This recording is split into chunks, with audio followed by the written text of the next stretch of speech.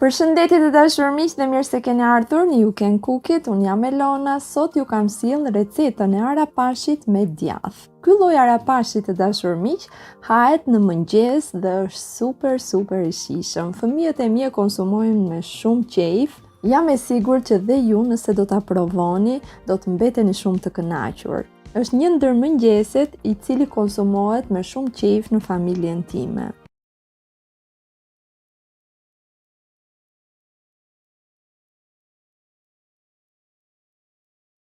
Le të fillojmë nga puna.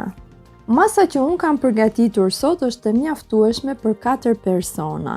Në një tigan do të shkrim 3 lugë gjallë dhe do t'i shtojmë miellin e misrit. Do të shtojmë 3 lugë miell misri.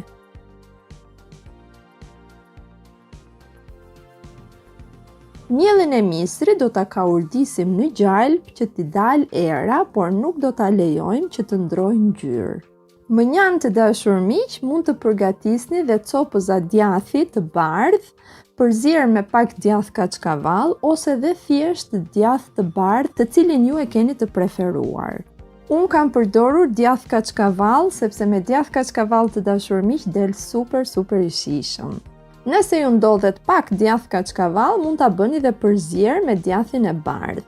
Pra, kur e shikoni që masa është gati për t'i shtuar djathin, pra e kemi kaurdisur mirë në gjalp, në këtë pikë të dashur miq, kryesisht shtohet shëllir djathi e përzier me ujë, varet nga lloji i shëllirës, nëse shëllira është shumë e kripur, përzihet dhe me ujë, por unë e përgatis me qumësht dhe në këtë mënyrë del akoma dhe më e shijshme të dashur miq. Pra, për mua, mjaftojnë copëzat e djathit dhe qumshti dhe bëhet super e shijshme. Për këtë mas kam përdorur 300 ml qumësht. Pasi i shtojmë qumshtin, pra receta jonë tradicionale të dashur miq është me shëllir djathi dhe ujë, nuk është me qumësht, por më besoni që me qumësht del super e shijshme. Unë pasi i kam shtuar qumshtin, në varësi të djathit që keni përdorur, pra nëse djathi kaçkavall që keni përdorur është goxha i kripur, mund të mos të shtoni krip.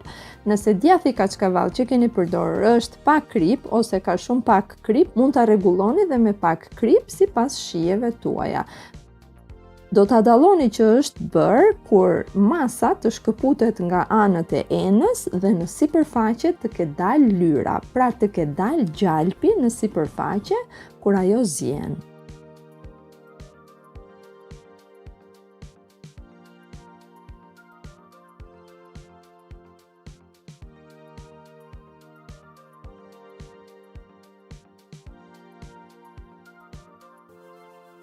Servirjen mund ta bëni siç e kam bërë unë, ta vendosni në mes të tavolinës dhe gjithsecili të marrë aq sa dëshiron në pjatën e tij, ose ta ndani me lugë siç ndahet hallvasia.